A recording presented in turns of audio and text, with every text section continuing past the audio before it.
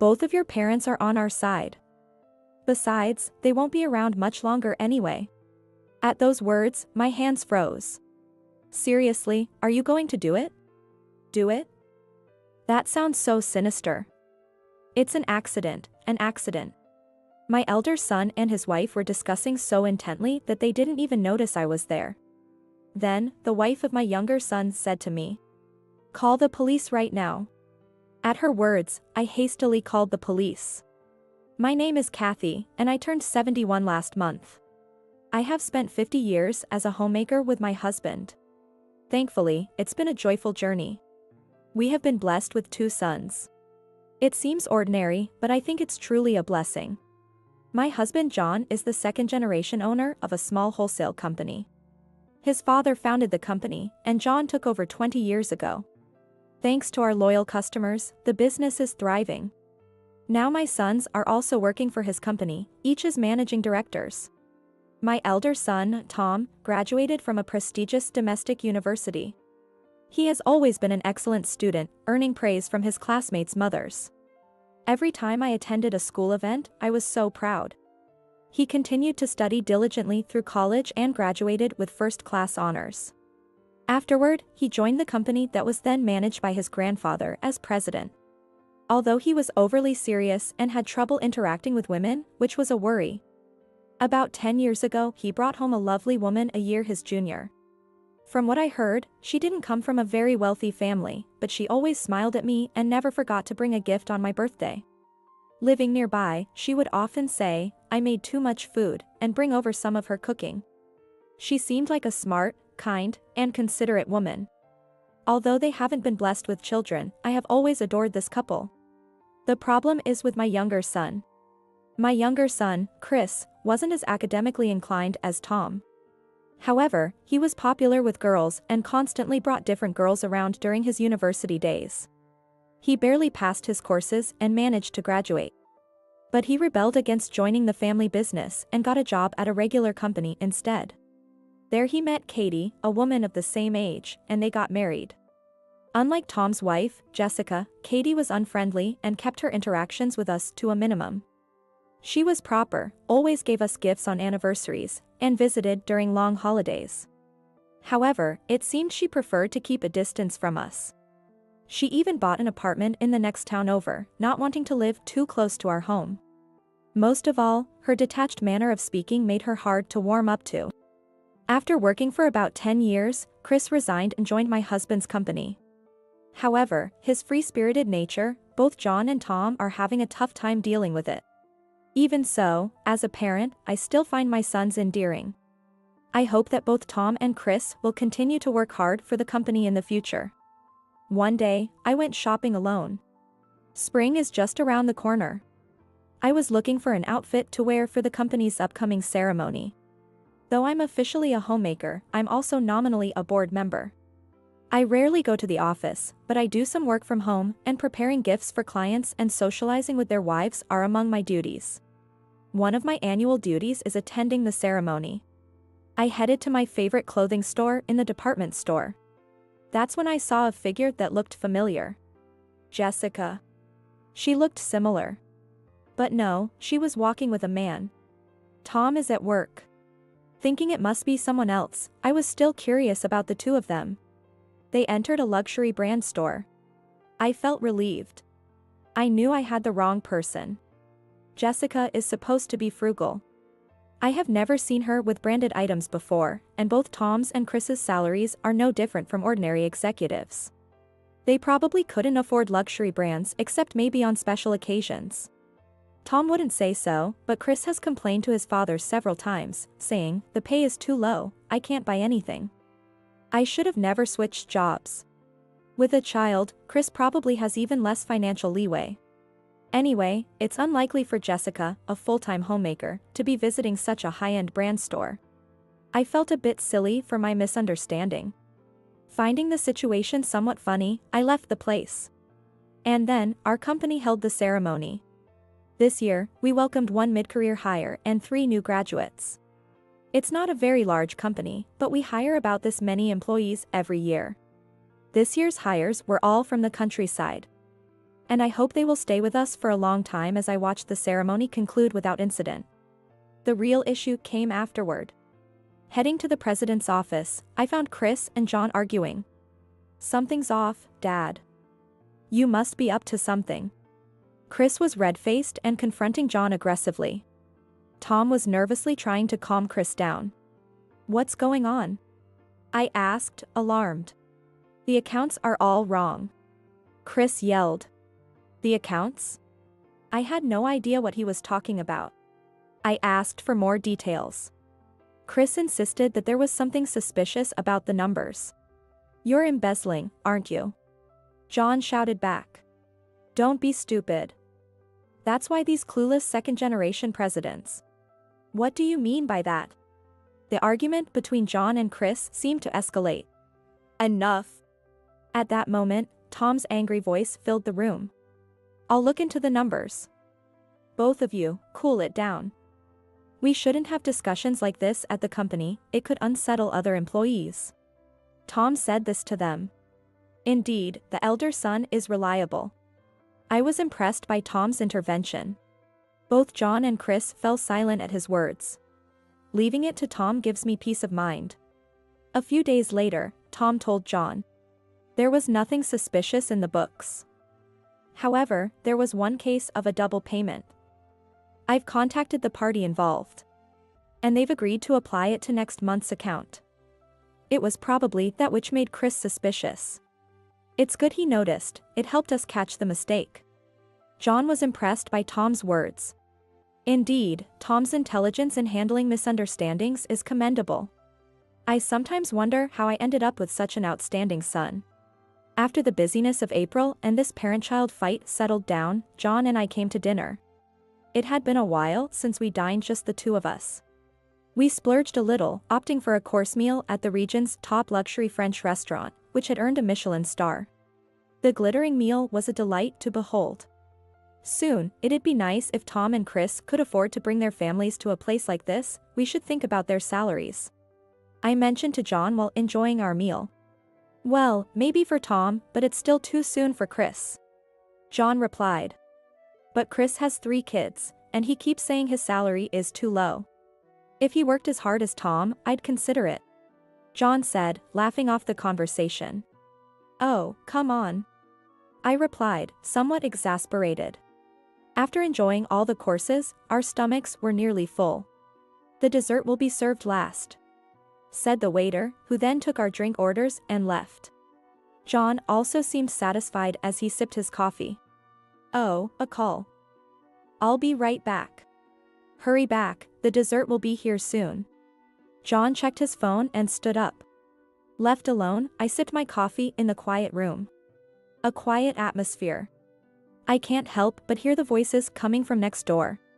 Come on. The voice was loud. At the same time, it sounded familiar. Calm down. I'm just saying let's wait and see. It was Tom. The earlier voice must have been Jessica. I wondered if they were here celebrating an anniversary or something today. Realizing they were coincidentally in the next room made me happy.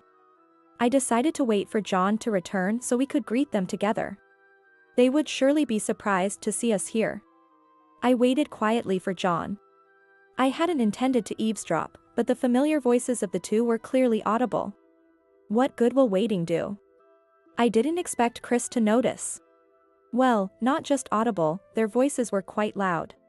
Fortunately, this room was the second to last at the back. Tom's and Jessica's voices, emanating from the deepest room, shouldn't reach anywhere but here. It's fine since it's us, but if it were someone else, it would certainly be troublesome. I thought I had to tell them to be careful. However, what I would hear next made any caution irrelevant. It's fine. Your parents are on our side. Besides, they won't be around much longer anyway. At those words, my hand stopped moving. Really, are you going to do it? Going to do it? That sounds so sinister. It's an accident, an accident. They were talking so earnestly that they didn't realize I was here, or that their voices could be heard in the next room. More importantly, the money. You can skim off more, can't you?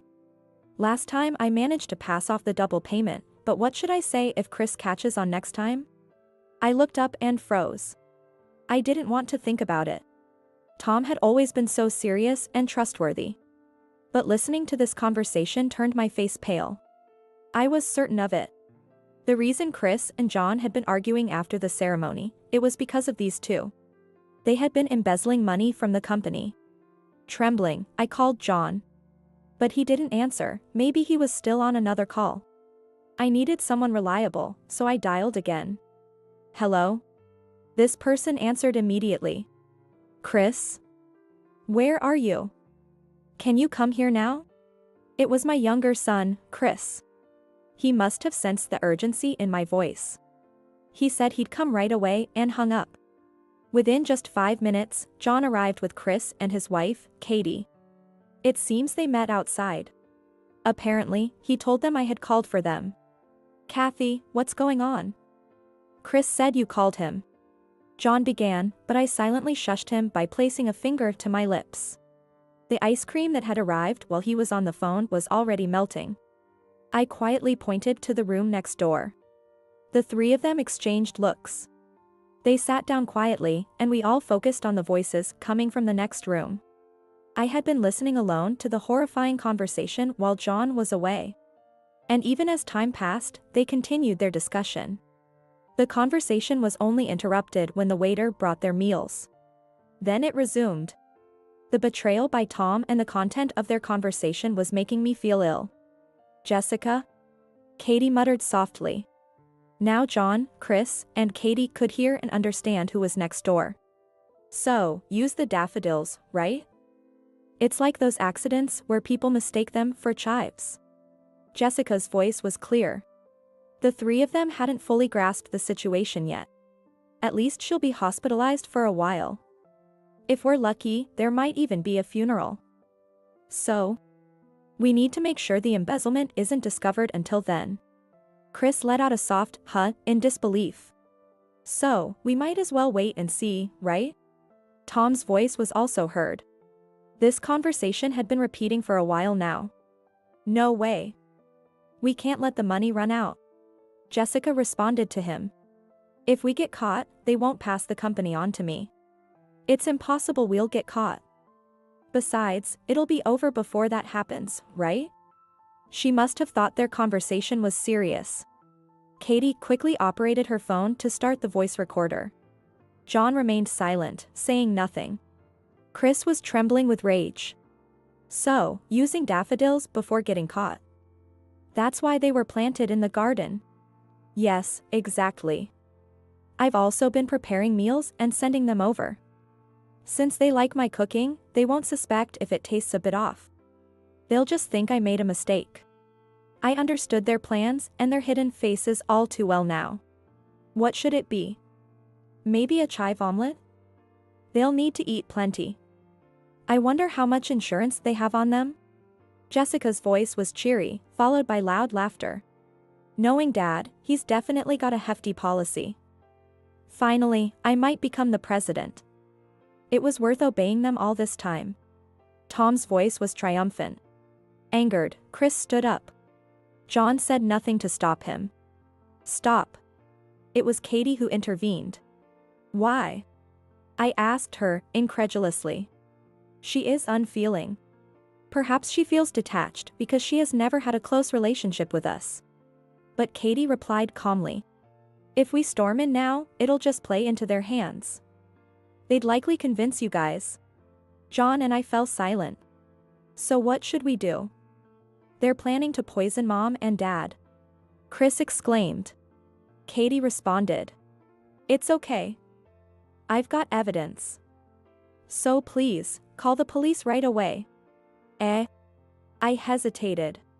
Calling the police seemed like an extreme step.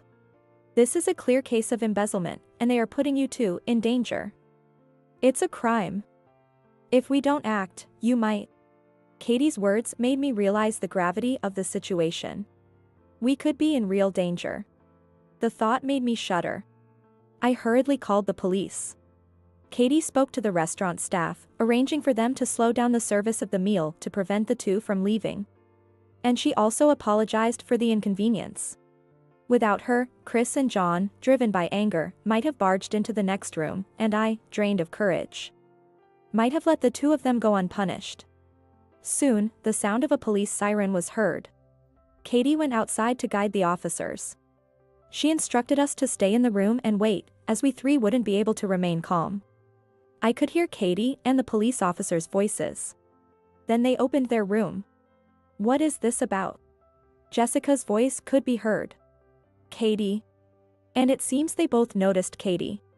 "Tom, Jessica, I've listened to your conversation and thought it necessary to call the police. It would be better to discuss this at the police station to avoid causing any trouble here." Katie's voice, usually so calm, sounded incredibly reliable now. "What are you talking about? We were just having a normal conversation." "Exactly. Imagine what my in-laws would say if they knew about this. They seem to think Katie did this on her own." They started to protest loudly, bringing us into the argument. "So, you're calling the cops on Tom just because Chris couldn't become the president? Don't take it out on him." Jessica said that. Upon hearing this, John stood up. "Dad." Chris also looked at him. The confrontation was still ongoing in the next room. "Let's move on," Katie said. Following that, "Could we ask you to come with us voluntarily?" A police officer asks them. "Voluntarily? No. I won't go. I haven't done anything wrong," Jessica declared. "Yeah, that's right.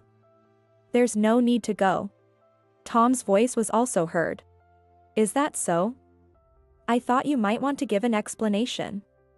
"Well, we are going to the police station now to file a complaint." "Shall we go?" Katie spoke calmly. She must have called the police over. It seemed like they had no intention of reflecting on their actions. "Even if it's just us, we need to go to the police," I thought as I got up.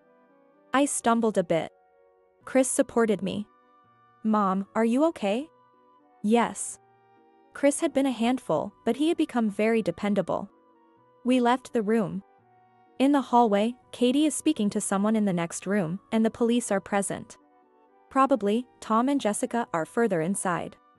"Mom, are you here?" Our voices must have reached Tom, who then shouted. They must have just realized we were there. His voice sounded frantic. "If you want to make excuses, it might be better to come with us. Next time, the officers might come with a warrant to pick you two up." Katie continued calmly. The two of them seemed to stand up at her words. I had completely forgotten about it, but Katie had settled the bill. Thus, Tom and Jessica were taken to the police station in a police car. We followed in our car. Upon reaching the police station, Jessica, who had arrived first, was saying, "It's a misunderstanding." Tom was complaining to the police, "It's a misunderstanding by my sister-in-law." Their voices could be heard all the way outside. Another officer led us to a different room. There, I told them everything I had heard earlier. He had been embezzling company funds. And he was preparing to serve us daffodils, presumably to harm us. As I spoke, the frustration overwhelmed me and I broke down crying. The police officer was very considerate towards me. John put his arm around my shoulder. "Please look into the details of the damage to the company tomorrow and file another damage report summarizing the acts of embezzlement and the amount of damage." Chris responded to the police officer's statement. "What I can't forgive is their attempt to put my husband's parents in danger," Katie said firmly. I was touched that she was so angry on our behalf. The police officer explained. Since no action was taken, they cannot arrest for attempted crimes. However, it seems they could be arrested on conspiracy charges based on a recording of their conversation that Katie had made. They had actually prepared the daffodils as poison and had been providing us meals to lower our guard up until now. The photos I had taken of Jessica's cooking also turned out to be evidence. I didn't intend for them to be used like this, but it's interesting how they ended up being useful. Talking with the police and hearing Katie's voice, my sadness was gradually replaced by rising anger. They must be arrested and made to reflect on their actions. But more than that, I felt increasingly betrayed by my elder son and his wife, whom we had cherished and loved. I thought they deserved to see hell. I was terrified by my own thoughts. As a parent, thinking this way might mean I am failing. But perhaps as a parent, it's natural to feel this way. Katie and Chris decided it would be best if we didn't see Tom and Jessica. John was too angry to even consider seeing them, and I feared I might forgive them if I saw their faces. That's not true. I'm quite angry too. Yet, it's also true that I might forgive them if they apologized. We left the rest to Chris and Katie and went home. It seems that Katie's mother came to visit, and the grandchildren were left with her. That's why she told us not to worry and to rest. I was very grateful for that. The next day, the police contacted us. It seems the two of them denied everything. However, Chris quickly uncovered the facts and amounts related to the embezzlement. Unbelievably, starting from their first year of marriage, over the past 10 years, they had embezzled nearly $200,000. Taking a few thousand each month and sometimes even larger amounts. Hearing this made everything go dark before my eyes. To think I had been deceived for so long. Katie, seeing that I was incapacitated, came over to help with the household and liaise with the police. Apparently, their children continued to be looked after by her mother. I feel terrible for causing such inconvenience to my grandchildren. Chris consulted with the police and filed a criminal complaint. This would lead to at least Tom's arrest. I felt a mixture of relief and regret, but thanks to Katie, I managed not to lose myself. Additionally, both were arrested for conspiracy. The planted daffodils and Katie's recorder served as undeniable evidence. They maintained their innocence. Showing no signs of remorse, it seemed. Embezzlement is a criminal matter, and Chris has filed charges against Tom and Jessica. It turns out Jessica had been squandering the embezzled money on a nightclub. Did Tom know about this? If he did, he's a complete fool. During the trial, the bartender was called as a witness. She was flaunting because her husband was going to be the next president. I seriously had no idea the money was embezzled. And I had no feelings for her beyond that of a customer. She was just a big spender. Jessica lost her composure at his words. Shane. Didn't you say you wanted to marry me? I supported your sales, didn't I? Jessica shouted. What are you talking about, Jessica? Tom also yelled. No, seriously, give me a break. You know that's just sales talk. That's just not possible. He flatly dismissed Jessica. Good for her. I almost laughed out loud. It seems Tom was unaware of it too.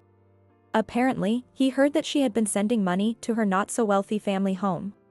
Poor guy, caught by such a foolish woman. In the end, both were found guilty. Jessica ended up being publicly rejected by her beloved bartender in front of everyone. Katie and Chris were laughing out loud after the trial ended. Truly, what goes around comes around. The woman I saw in the brand store was probably Jessica. I should have realized it then, but well, all's well that ends well. The two were also charged with conspiracy. With all the evidence lined up, their excuses didn't hold up, and of course, they were found guilty. Though they received suspended sentences for the conspiracy, they were sentenced to actual prison time for embezzlement. Tom cried and apologized to me. But I no longer felt any inclination to forgive him. He was fired from the company. All insurance benefits were transferred to Chris as the beneficiary. John clearly announced that Chris would be his successor. Jobless Tom ended up divorcing Jessica while in prison. It was truly a relief that he was rid of such a woman. I have no intention of associating with Tom anymore, but the blood relation cannot be cut. The police said that relatives should support him to prevent reoffending, but Tom is an adult, and that woman is gone. Without needing to rely on his aging parents, he will surely manage to live on his own. Trust does not return so easily. I doubt I will ever trust Tom again until I die. Afterward, Chris firmly took over John's job as the successor. Katie really helped us a lot. Without her, this matter might not have been resolved. I went to Katie's house to thank her. Grandma. My grandchildren happily ran towards me. While apologizing for the mess, Katie led me into the living room, saying, I'm sorry it's so cluttered. Due to the distance, I seldom visited Chris's house.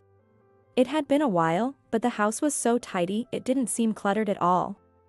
I was delighted to see a picture frame displayed with a photo of our 3 grandchildren, John and me, taken some time ago. Katie, thank you so much for everything, I said as I expressed my gratitude. Oh, I haven't done anything special, just what needed to be done. Katie, as always, spoke in her usual calm and collected manner. Actually, I've always found you a bit intimidating. You don't try to get too close to us, do you? So? I muttered quietly. I was aware that you felt that way. But that's okay. Katie responded. I truly care about both of you.